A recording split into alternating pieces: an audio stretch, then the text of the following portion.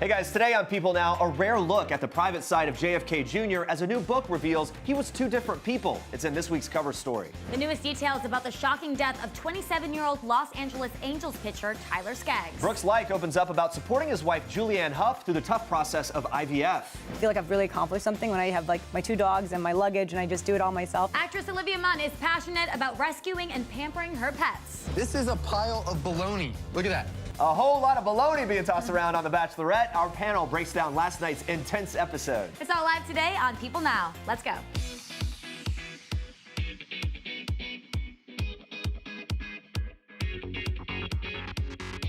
Hey, happy Tuesday, everyone. Welcome to People Now. So good to see you. It would not be Tuesday without us reacting to some Bachelorette drama. This week, we got plenty of it. Good episode. It was a really good episode. We'll have more on that later in the show. But Hannah had to say goodbye to a few fan favorites. We're kind of heartbroken about a little bit of this. Spoiler alert. We want to know which send-off from Monday night's episode was most shocking. Was it Connor S., was it Mike, or was it Garrett? Vote in our People poll or tweet us your answer with the hashtag PeopleNow. I don't want to sway the votes. It was Mike.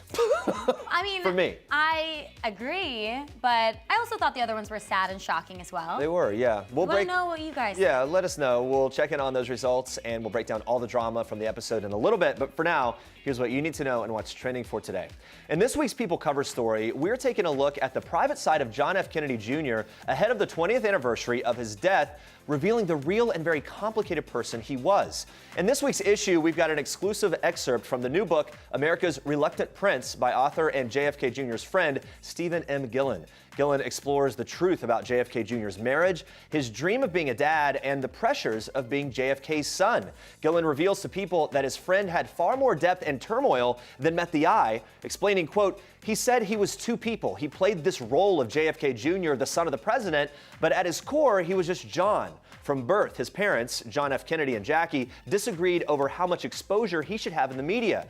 JFK saw his children as central to the image he wished to project, and when Jackie Kennedy was out of town, JFK often invited photographers to take pictures of JFK Jr. at the White House. From the moment the 3-year-old JFK Jr. saluted his father's casket after his assassination in 1963, Gillen writes that all of his father's, quote, hopes and expectations transferred to him, and he carried that burden his entire life. Now, according to Gillen, John understood the public viewed him the way that they did, and he accepted it. He understood what he represented to people.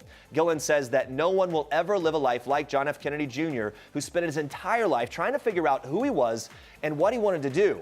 But Gillen reveals that in JFK Jr.'s final years, he figured it out, writing, what he discovered was that politics was part of his DNA. In the end, Gillen believes JFK Jr.'s whole life was about promise and what he could have become, and he will always be remembered for the promise that went unfulfilled. Guys, stay tuned. Later in the show, we take a closer look at JFK Jr.'s marriage with Carolyn Bessette, how he coped with his father's death, and some never-before-seen photos that you do not want to miss. That's coming up. Tyler Skaggs' Los Angeles Angels teammates are remembering their pitcher after 27-year-old Skaggs was found dead in his Texas hotel room on Monday. On Monday night, Angels center fielder Mike Trout posted a statement to Twitter. He said, in part, words cannot express the deep sadness we feel right now, adding, remembering him as a great teammate, friend, and person who will forever remain in our hearts. We love you, 45. A cause of death has yet to be revealed, though police said Monday they did not suspect foul play. Skaggs was found shortly before his team was scheduled to play against the Arlington, Texas Rangers for the first game in a 4-game series. The official Angels Twitter account also shared a post on Monday, writing in part, quote, Tyler has and always will be an important part of the Angels family. Our thoughts and prayers are with his wife Carly and his entire family during this devastating time. Skaggs had recently married his wife Carly in December of 2018, and he would have turned 28 on July 13th. According to Baseball Reference, he was originally drafted by the Angels in the first round of the 2009 MLB draft and the 40th pick out of Santa Monica High School in California. In 2010, he was traded to the Arizona Diamondbacks, but returned to the Angels in 2013. According to the Chicago Sun-Times, Skaggs was in his 4th year with the Angels and made 15 appearances with the team this season. He even pitched at Angel Stadium of Anaheim just 2 days before his death. Skaggs regularly posted pictures of his teammates and behind-the-scenes action on social media and was clearly proud to be an Angel. We are sending all of our prayers to his friends and family as well. All right, Julianne Hough's husband, Brooks Laich, is in awe of his wife as they embark on a mission to have a baby. In this week's issue of People, Laich explains how Hough's endometriosis could potentially make things challenging in the future to conceive naturally. In a recent episode of his iHeartRadio podcast, How Men Think, the entrepreneur and NHL player revealed he and Hough began the IVF process shortly before she turned 30 last July. Though the couple are not pregnant yet, Laich tells People he's more appreciative than ever of his wife, who he calls a warrior. Now, aside from pursuing IVF, Hough also froze some of her eggs last year.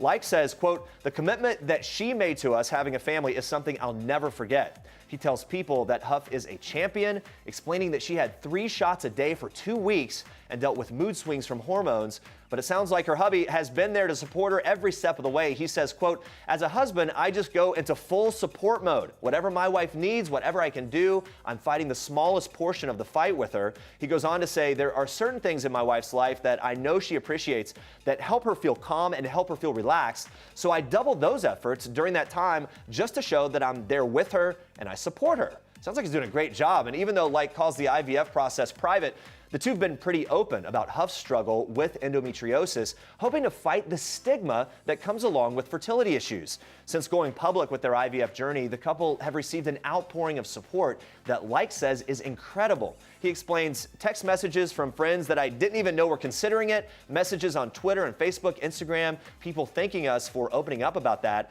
"I just hope it helps people." That's his statement. And as for their relationship, Laich says they both feel closer than ever.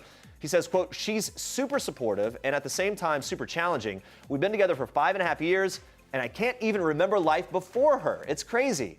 On July 8th, Hough and Laich will celebrate 2 years of marriage together. We, of course, are rooting for them, wish them the best in their journey. All right, in this week's issue of People, Mira Sorvino opens up about finding her strength and her experience speaking out on sexual assault.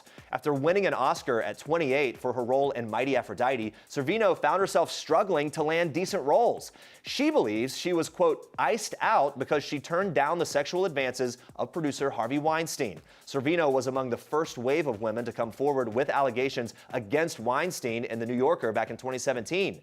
Well, since then, Sorvino has found new energy as an activist, pressing for stronger legislation about sexual assault. She's also back in high demand as an actress. She's starring in the action comedy Stuber and has 11 new film and TV projects in the works, staying very busy. When she's not working, Sorvino is usually at home in LA with her husband of 15 years, Christopher Backus, and their 4 kids.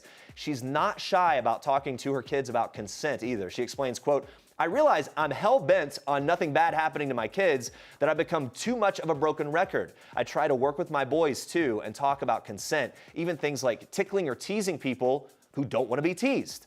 Now, as for the future, Sorvino is feeling optimistic for change in the wake of the Weinstein scandal and other sexual abuse controversies. Just last month, she shared her own experience with date rape, which she says was difficult to do, but worth it. She says this, "I have a few days where it's a little dark for me because it is re-triggering and traumatizing to relive one's past traumas, especially airing them in public.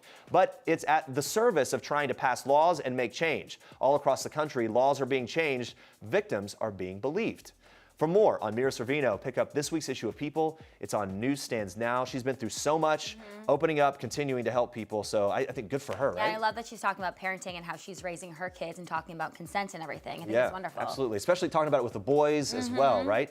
You got more for us in Star Treks. I do. We are kicking off Star Treks today with an anniversary controversy.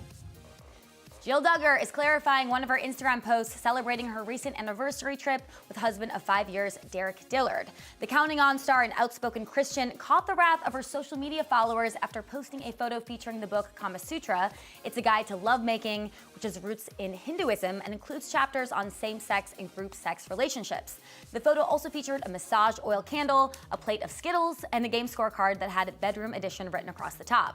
Now, several of her fans were less than pleased with the reality star being so open about her bedroom activities, with one writing, "Please keep it PG, remember you were raised a Christian," and another even claiming you are inviting Satan into your marriage. In response to the backlash, Jill edited the caption of the original post to note that she is, quote, "not recommending the Kama Sutra, adding, "We believe marriage is ordained by God, and husbands and wives should filter everything they read and hear together through the lens of the Bible and not practice anything unbiblical." She adds that the book and the photo is a, quote, "cleaner, edited version that doesn't focus on spiritual aspects, homosexual or other extramarital relationships, and that the couple has not read the actual Kama Sutra." Jill's post isn't the only time she's been open about her sex life with Derek. A few weeks ago, she shared tips on maintaining a successful marriage, claiming having regular sex, as in 3 to 4 times a week, is imperative. She also suggested getting some lingerie for special occasions like birthdays, holidays, and vacations. Jill and Derek were married in June 2014 and have 2 sons together. All right, watch this. I always wanted to be Spider-Man. We're talking about actually trying to have superpowers. I know, so stupid, all of us. Spider-Man Far From Home has swung into theaters, with Tom Holland once again portraying the crime-fighting teen hero. He has played the part in 5 Marvel films now. So in what ways has the character changed over time? Here's what the cast had to say, including Tom's co-star Zendaya. Take a look. I don't think it's changed that much. Yeah, my voice has dropped. That is actually true, sadly. Yeah. Do you know what? The gradual changes for Spider-Man have been really kind of small because, you know, we know that there's a longevity for this character and hopefully going to go on past 3 movies. And, you know, we don't want to use all of our tricks in the first 2. I think there's a lot more films to come here. There's a lot of action in this film and lots of nerve-wracking stunts that could be pretty scary. But what's Spider-Man's biggest fear? I'm honestly afraid of sleeping through my alarm. That's something that stresses me out daily. When I set my alarm and like it crosses my mind, I'm like, oh, I hope I don't sleep through this tomorrow. And I never do. But that does stress me out quite a lot. I guess doing interviews is like being aware of your face. Yeah. Like yeah, my listening face isn't, doing, yeah. Because my face freezes. Yeah. I'm realizing that when I talk, when someone else is talking, I'm just like, I've been doing that the entire day. I don't move. We did Jimmy Kimmel the other day, and there's a bit where I'm talking, and it cuts from 3 different cameras, and in each shot, Zendaya is literally like still like a statue, I'm like this. And the fans found it, and it was like, it looks like Zendaya's rebooting. Is that like it was my tethered? Yeah. Are you tethered? Because I'm literally like. So as you guys are talking, I'm trying to like blink or do something so I don't look crazy. It's a good video, please watch it. I feel like I'll watch the video back and won't notice anything. It's always worse in your own mind, I feel. Yeah. Also starring in Spider-Man Far From Home is Samuel L. Jackson, who returns as Marvel staple Nick Fury. And according to Jackson, he shares some similarities with the S.H.I.E.L.D. leader. I'm very persuasive. It's like he is. And he's tall, I'm tall, he's black, I'm black. Yeah, he's bald, I'm bald. Yeah. I have more money than he does. I figured that part out. I live a better life than Nick Fury. You can see out of both eyes, too. I can see out of both. Yes, I have both eyes. Jackson's co-star Jake Gyllenhaal stars as newcomer Mysterio, who might not be who fans suspect he is. So, like his character, what are some things fans might be surprised to learn about Jake? Watch. He's way more compassionate than he lets out. That might be true. Yeah. Thank you. Much nicer person. Thank you. Yeah. But according to Ryan Reynolds, not so much. But otherwise, who is that? He's great. Who's that? And Jake, who describes himself as an actor who does a lot of research for each role he takes on, had this to say about preparing to take on the mysterious fishbowl helmet-wearing Mysterio. Watch. Thankfully, I actually already knew how to fly. When I was 6 years old, I learned how to fly, so I could fly. And I spent about 6 months before learning how to shoot green lasers out of my hands. And Sam will know this because I asked him to come over 6-8 months before. I filled my entire house with goldfish because I wanted to feel what it was like to just be around goldfish bowls and see how they felt. And so there you go. So I did a lot of preparation for the role, and the suit was fantastic. So do you think that suit or Captain Marvel will be a bigger seller for Halloween this year? Mysterio or Captain Marvel? Where are we going? What do you think? The goldfish. I can't tell if he's joking or not. Anyway, Inspired by the goldfish bowl. Make sure you guys catch Spider-Man Far From Home. It's in theaters now. All right, these two lovebirds are still in wedded bliss. 2 weeks after saying I do, Chris Pratt and Katherine Schwarzenegger jetted off on their romantic honeymoon in Hawaii. The newlyweds stayed at the secluded oceanfront Four Seasons resort on the island of Lanai. It's the smallest Hawaiian island open to visitors. The couple spent time at the adults-only lagoon-style pool and lunched at the Malibu Farm restaurant, where on the crusade they looked totally in love and blissfully happy and relaxed. They also enjoyed working out together while overlooking the ocean, as well as a visit to the horse stables at the ranch during sunset, which is amazing and romantic. But Chris may have gotten a little carried away with all the fun in the sun on their romantic getaway. He posted this picture on Instagram, captioning it, "Sun's out, guns out. I might have gotten a touch crispy on the honeymoon, #aloe." That looks so painful. That's gonna hurt. That's a line. That's a distinct line. That is pretty bad. Their post-wedding trip was followed by some family time in LA. As the couple returned shortly before Father's Day and spent some time with Chris's 6-year-old son, Jack, who he shares with ex Anna Faris. Katherine commemorated the father-son time with this picture on Instagram, proclaiming that seeing Chris as a father was one of the reasons she initially fell in love with him. Very sweet. A source close to Katherine says she still can't believe that she and Chris are married. She feels beyond lucky and fortunate. The source adds that right now, more than anything, the two are eager to give Jack a sibling, saying Katherine can't wait to have a family with Chris. All right, moving on to this. Kate Middleton gave Wimbledon fans a royal treat by surprising them on the second day of the tennis tournament, and it wasn't from her usual royal box at center court. The mom of three showed up at court 14 to sit amongst fans and watch British player Harriet Dart take on American Christina McHale. Kate wore a tennis white shirt dress with buttons down the front, accessorized with an Alexander McQueen belt, chic sunglasses, and her signature blowout. Can you imagine being a fan there and she just shows up? No. Kate spent some time among the crowd before making her way to her iconic seat in the front row of the royal box. She's a veteran Wimbledon attendee and the patron of the All England Lawn Tennis and Croquet Club, which hosts the Wimbledon tennis tournament. Wimbledon is considered the world's most prestigious annual tennis championship. In 2018, Kate made 2 back-to-back appearances at the famed tournament. She and sister-in-law Meghan Markle had their first solo outing on July 14th, heading to the royal box to watch the ladies' single final side by side. And those are your star tracks for today. All right, stay with us, guys. We're sitting down with the cast of Stranger Things ahead of Thursday's big Season 3 premiere. Very excited for this. Plus, Hannah B is falling in love and saying some shocking goodbyes on The Bachelorette. We're breaking it all down for you in case you missed it in our weekly recap. Stick around. All right, it's summertime in Hawkins, Indiana. Stranger Things Season 3 is almost here. So pumped for this. We don't know much, but we do know that a lot of the action centers around the new mall in town, of course, the popular hangout growing up. Which got us wondering, how did the cast spend their summers growing up? Take a look. We would go to this pond with my family and just swim, and then sometimes go to the Cape and just kind of doing normal summer stuff when I was a kid. Ooh, summer camp. I went to lots of summer camps because both my parents worked, and they were just, it's like school, but fun school. I spent them in malls too. I think I was like 12. I went away to camp, and you know, I met a girlfriend, and she lived in this town near me, and we would meet up. She'd grab a bunch of her friends, I'd grab a bunch of my friends, and we'd meet up at the Galleria Mall in White Plains, and we would go shopping at like Sam Goody and buy cassette tapes at the time, and we thought we were like big deal, you know what I mean? Like hanging out at the mall on our own. Our parents, of course, had to drop us off, which is the most humiliating thing in the world, and pick us up. A lot of hanging out with friends. I lived on like in a beach town. A lot of biking, because we go biking in the woods. I spent my summers by the beach. In Australia, that's kind of what you do. My favorite way to spend my summer would probably be going to the beach and the pool and hanging out with my friends. We have a country house out in Woodstock, New York. Nice. And there are lots of good trees and good streams, and I did a lot of stream swimming and tree climbing. All right, so Season 3 might take place in the summer, but make no mistake about this. This one is one of the darkest seasons of Stranger Things yet. Aside from a monster terrorizing the city, the kids are faced with another scary phenomenon, and that is growing up. Even scarier than a monster, Maybe. I would say. Everyone's favorite babysitter, Steve Harrington, Joe Keery, reacted to what it's been like to see his younger co-stars grow each season. Terrible.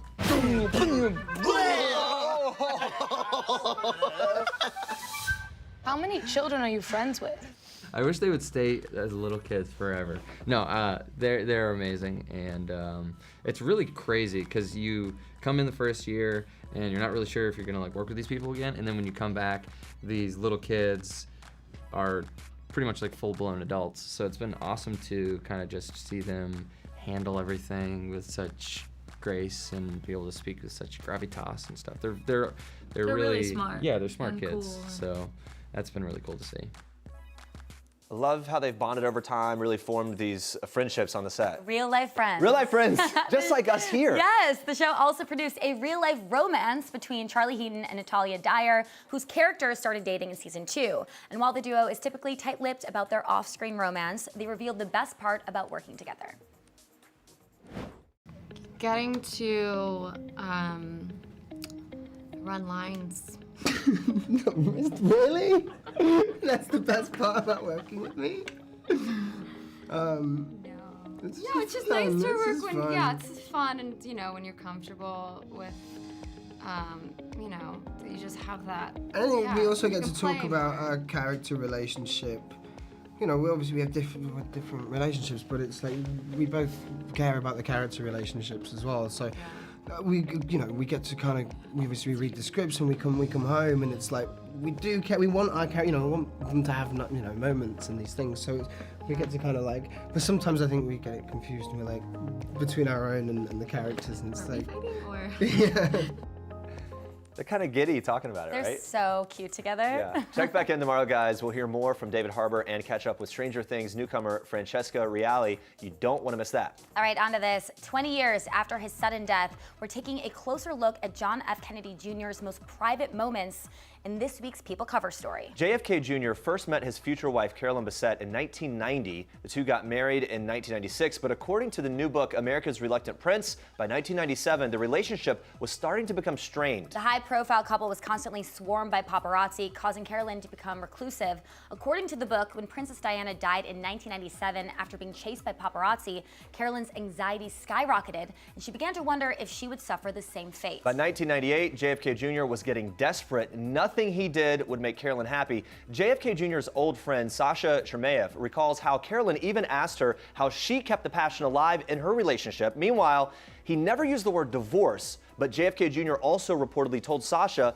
around this time that his marriage might end. He told Sasha that Carolyn refused to have sex with him, and while JFK Jr. longed to be a father, Carolyn once told his friend, quote, "How can I bring JFK III into this world? They'll never leave me alone."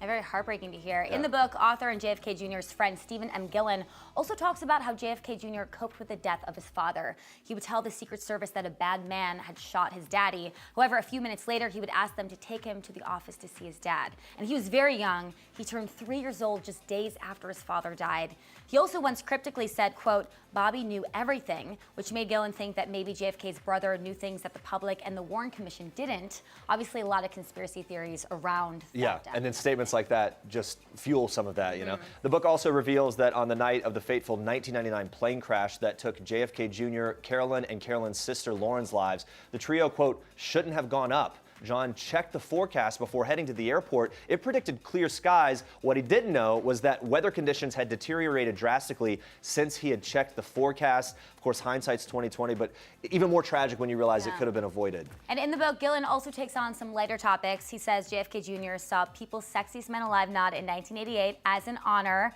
I mean, look, he was 6'1", tall, dark, and handsome. He's a heartthrob. He kind of checked all the boxes, really. Oh, He absolutely. kind of fit into that mold. Gillen also reveals that whenever John felt like he wasn't getting enough attention from the press, he wasn't afraid to take off his shirt. Give the people what they want. And why wouldn't you if you look like that? Finally, in this week's issue, we're also sharing some never-before-seen photos of JFK Jr. This is a great solo shot of John from 1978.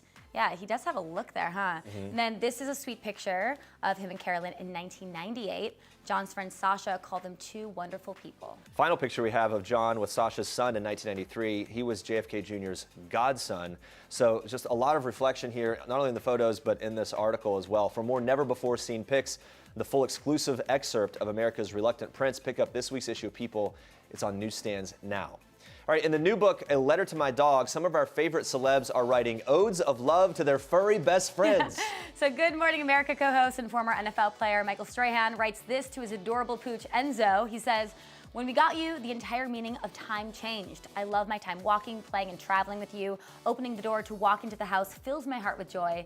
You have made time slow down, distractions go away, and love fill my heart. It's a good ode. Yeah. For the dog. Another NFLer is opening up about how a special needs dog changed his life. Tennessee Titans cornerback Logan Ryan writes this to his beloved pit bull Julius, who is blind. Though you can't see, you have changed the way I view the world. You don't let anything hold you back. That's something I hope to keep with me both on and off the field. Adopting you was one of the best decisions of my life. You blindly trusted that we would always do what's best for you. Aw, very Really sweet, right? I know. It warms my heart. And actress Kristen Bell calls her beloved Lola the matriarch of her family. She lists all the things Lola has taught her, things like getting excited for food, and that when people ask what breed Lola is and Kristen doesn't have a definitive answer, it reminds her that labels just aren't important. But Lola also teaches her that, quote, no matter what I do, I will never be able to get your hair off the furniture. There are just some things we can't control. So Lola kind of reminds her about the simple things in life, keeping everything into perspective. Not many, yeah. Are you gonna write a note to your cat? Yeah, the only thing the cats teach me is to respect personal space. Okay. That's kind of it. All right, you can read more touching letters from stars like Kelly Osbourne, Amy Robach, and Charles Eston in A Letter to My Dog. It's available on Amazon July 5th. All right, speaking of loving dogs, actress Olivia Munn stars in the new Starz series, The Rook, and when she's not on set acting and kicking butt, she is advocating for rescue animals. So she has 2 rescue dogs of her own who both have their own Instagram accounts naturally. So we wanted to know how she's able to capture the perfect snap of her adorable pooches. Take a look. It's doing it when they're really relaxed, not when they're all hyper and they have that crazy eye and they're just, just like let them be relaxed, and just make, when they're really like just relaxed, I think. Is the crazy eye always ruins it. When they're just like crazy eye like a tree, so they look? No, they look at me because I taught them how to like sit, stay, look, and then they just, and then they're waiting for whatever that is. Yeah, watch for that crazy eye. Not only do her dogs pose like models, they get pampered like models too. Olivia shared the most luxurious things her dogs get. Take a look. It's everything, but I would imagine that I fly them.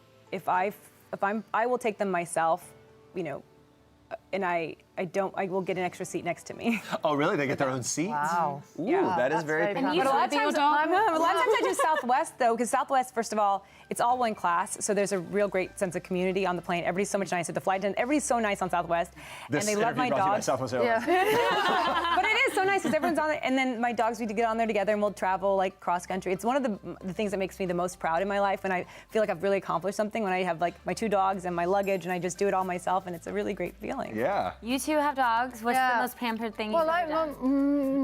My dog, if she gets in a funny mood, she likes to be hand-fed.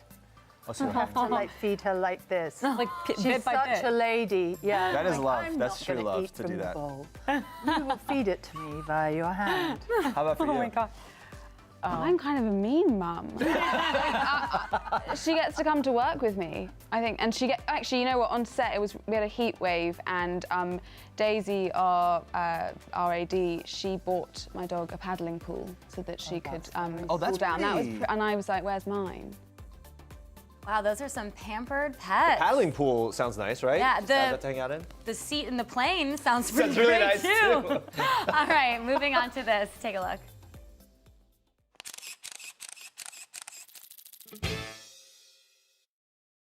I knew the story of Hamlet, but Ophelia disappears obviously at points in the play. And it's cool because this is a version of what she might have been doing in those moments. You can currently catch Star Wars actress Daisy Ridley in Ophelia. It's a modern twist on Shakespeare's epic Hamlet. And during filming, her parents visited her on set in Prague, and according to Daisy, it got pretty emotional. Take a look. Both times my parents have come to set has been a very emotional day for me. When they came in on Ophelia, it was the character's father dying. I'd come in and find Polonius has been killed. And my dad was there, and I was like, this is really, really strange. And then when they came into Chaos Walking, which Nick's in, I had a scene talking about death of my parents. Pretty dark. Oh, so not only emotional, but specifically about parents dying. Yeah, both parents' things. It was pretty upsetting. And then I did very sad acting, because obviously my dad was there and I was just imagining the thing. And then they basically cut it out. I was like, where's my weeping? I wept. It was like the best emotional pull that you've ever had, maybe. It was the best acting I've ever done. Yeah. What do your parents make of that? I mean, being on set when you're filming these scenes about parents dying, that's got to be very trippy. I mean, the thing is, when my dad came into Chaos, they'd already been into Ophelia, and he saw me doing proper acting. He said, I was doing a scene with Mads Mikkelsen, and he goes, nice to see some proper acting. And I was like, what was the other thing? Wait, your dad said that? Yeah. I was acting, and my mum had actually gone home by that point in Prague. She'd gone back to the hotel. My dad stayed around. Jeez, that's a tough crowd over here. They're very Look out. So while her parents may give Daisy unwanted feedback on her performances sometimes, they are definitely proud of their girl. I did a screening of a new cut for my friends and family last year, which I've never really done before. And my mum, who has never really been outwardly emotional at like premieres, was very emotional at the end of it. And that weirdly made me feel more proud. Because I was like, oh. And I mean, it makes sense, like, you know, for a mother to watch her child go through all of that. But I like to think it was my acting that moved her. Yeah. You know? I think you're right. Well, I would imagine too, because you have Ophelia, but also Star Wars. You've been a part of that world for a while. I mean, is there ever a moment where you do have to pinch yourself? Is it hard to actually fully realize, wait, I am a part of this huge phenomenon? Well, it's weird because yesterday I was watching the TV and there was like Big Bang Theory and then RuPaul and then Force Awakens. I was like, oh, hey. Yeah, it is weird. Yeah. Do you sit and watch if it pops up? No. I did weirdly, I was with my friend and we weirdly watched a bit of it, and it was the first time because it was on TV for the first time over Christmas. And it was, I just like look at it and it's so strange because it wasn't that long ago and I just think, oh my God, I was just so young. Yeah, it's strange. Yeah. And guys, you can see Daisy Ridley in Ophelia. It's currently in theaters. And now we move on to this. Watch. You gave me your word. You were staying in your lane. Like, it just like doesn't end. He's gone, so guess what? One less of us. That's simple math. You're right. Now there's 5 guys who can't stand you. He does such a good job of manipulating. You are a weasel. It's a game to lose. That's all it is. And that guy's going home. I don't care what you said to her. I've been nothing but truthful with Hannah. And you are not gonna mess it up. This is by far the hardest goodbye that I've had to say. And I don't know what to do.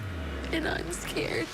This was ridiculous. I enjoyed every second of it. Here to break down Monday night's emotional episode of The Bachelorette is People's senior news editor, Michele Corriston, and People's senior editor, Breanne Heldman. Welcome, ladies. What a great episode. Awesome. We have fully come back from that 2 weeks ago, dud, right? Yeah. Let's break this down. We'll jump in. The first one-on-one in Amsterdam. Hannah tells Jed that she is falling in love with him. This was a huge moment. She hasn't let anything like that out of the bag. Of course, we now know of all these allegations of him cheating on his girlfriend or whatever to go on the show and all of that drama. So what's going through your mind when you see her confessing her love to Jed? Well, admittedly, what was going through my mind as I watched that moment was, oh my gosh, Hannah is so sick, she just wants to crawl into bed, and now they're gonna make out, and someone please give Jed some Mucinex. Get some emergency going. So that was that. Okay, so That's how I felt about you were it. more concerned about the health. What about for you? I mean, everything we've seen on the show, Jed seems like a great guy, right? There's no reason we shouldn't be happy for her. Of course, people had our exclusive story that he allegedly already had a girlfriend when he left to film, and knowing that context, it's a little hard to watch. Yeah, it's it really so is. like cringy. Do we- And it's a big deal that she admitted that she's falling in love with him because she hasn't done that with any other guy. Huge, it's early. It is On a the little early. Flip side, do you think he's being genuine with her about his feelings? Does it read that way to you, or is it a show? I mean, I think that whenever you are on a show like this, there's one person to focus all of your feelings toward. You kind of get caught up in the moment. I'm sure he feels authentic about it, but this isn't the real world, and it's entirely possible he did have feelings for someone else and he changed his mind. Benefit of the doubt here in thinking that maybe he went into it with saying, honestly, I'm not going to fall in love, and he actually just caught feelings in the midst of Right. it and really does feel for her. Well, then the problem though is so he got the rose, it means he's going to hometowns. What is his family gonna think? Do you think that his family knows that he had this girlfriend before he went on the show? I don't know, because I don't think they'd been dating for that long, less than a year. And she was someone who he knew in Nashville and had sort of just connected with. He had already applied, if you believe everything she's saying, he had already applied for the show before they started dating. So it was kind of in those early stages. That's a really good question, though. I'm curious. They went on vacation together, so I feel like mom and dad do know. but maybe it's going to come up. Maybe it's actually going to be revealed right then and there. But he could easily dismiss it. Hey, if they said, what's the deal with this other girl? Oh, we kind of, we shut things down before I went. I mean, he could have said that easily. Yeah. So who knows? We'll see how that plays out. And if next time we talk to him, if we ever do, we want to find that we piece have of it all out. the questions. So many questions. Next one-on-one goes to Tyler. They're on horses in The Hague, literally horsing around. Leads to this guy. He finally opened up about his life growing up. It came just at the right time, too. I was actually really proud of him for breaking through. He revealed that it's tough for him to be honest. He's kind of closed off. But do you think his sort of genuine, authentic moment came too late? I don't. I think that she is into him either way. He's super good looking. She's definitely attracted to him. And I think it was a good breakthrough. It was good timing that he went a little deeper with her while we were getting close to the end here. I think they actually had fun on those uncooperative horses. He was terrified. Yeah. Poor Tyler. He doesn't like horses. Tyler sees the best. I mean, maybe this comes up later, but when he called Luke P the shortest villain ever. Right on the site. Yeah. Let's talk about Connor, though. So Connor, we don't really know that much about him because he hasn't gotten a one-on-one. He goes to Hannah's room to talk about his frustrations, not getting a one-on-one, all the Luke P drama, and then she sends him home. Was it a mistake for Connor to even go to her room in the first place, you think? I don't think so. Well, he did have a one-on-one. It was just that it was inside her hotel room. That's right. That's right. Not my dream date, but like he liked it at the time, and he kind of went back. And I feel like it was good because he wasn't going to change her mind, and it's better for him to get a little bit of screen time, have this moment, and not have to stick around through more dates, just knowing that he would probably get the boot in the end. It almost makes me think that, maybe he just felt it anyway, and so let's just get this over with type thing. Yeah, I think he knew it was coming, or it was going to go the other way completely, and she was going to be like, no, I'm crazy about you. I've just been backburnering you, but that was a low percentage play. It's one of those things where you look back and you're like, I could have just said nothing and stayed longer. Let's spend a couple more days on the trip or whatever. Okay, final one-on-one date. It goes to Mike, who is one of our favorites, and I think a fan favorite, top to bottom. After spending the day together, Hannah decides to send him home as well. I was kind of shocked by this, but obviously saw it coming because she was crying as she was walking around looking at paintings. So it was like, this isn't good. Why do you think she's not feeling it with Mike here? I think the chemistry just wasn't totally there for them. I love Mike too. I want to see Mike as the Bachelor. Yes. I'm really, really passionate about that. But it was time. I want to see him as the Bachelor, but I hope he doesn't say things like "such is life." Such is life. He had some cringy little liners. Cringy lines. Yeah. Isn't it the show though? Like we're on a journey. Such is life. You're gonna lose that. And then the way it was edited too, because we saw it coming and he was not reading it. And we were all reading it like this is going badly, and he was still in it, like trying to put out the game. But I think he would be a great Bachelor, so I hope it happens. Next up, the group date. Things got heated between Luke and Garrett. This was my favorite moment ever. Let's take a look. I don't care what you think, dude. You disgust me. That's fantastic. You make me want to gag. Luke, man. You might not see it, but you're falling. And you're reaching for branches. I am never, and I'm not ever going to reach for anything. I've been nothing but truthful with Hannah. And you are not gonna mess it up, okay? I'm not gonna mess it up. No, I don't care what you said to her, but I am tired of it. You know what this is right here? This is a pile of baloney. Look at that. Did they cue him up to say this is a bunch of baloney, but he got the line wrong? I don't know. We had the nugget toss at the beginning of the season, the baloney drop now. I mean, what do you think about Garrett and how he handled himself here? Not the best. I mean, laughing it off is the right move, but he definitely engaged a little too much. Like, just let this guy implode. And then saying that he's in love with Hannah, not just falling, in love, which is the step before proposal, felt like a Hail Mary. He was so overtly trying to get Luke to react that it became such a bad look for him. Yeah, he becomes way more focused on Luke than Hannah at this point. He's just poking the bear, and he knows exactly what to do. But I always forget why we don't like Luke in this moment. I'm like, wait, I'm kind of rooting for Luke, even though then I have to remember he's very problematic. Yeah, he's so problematic.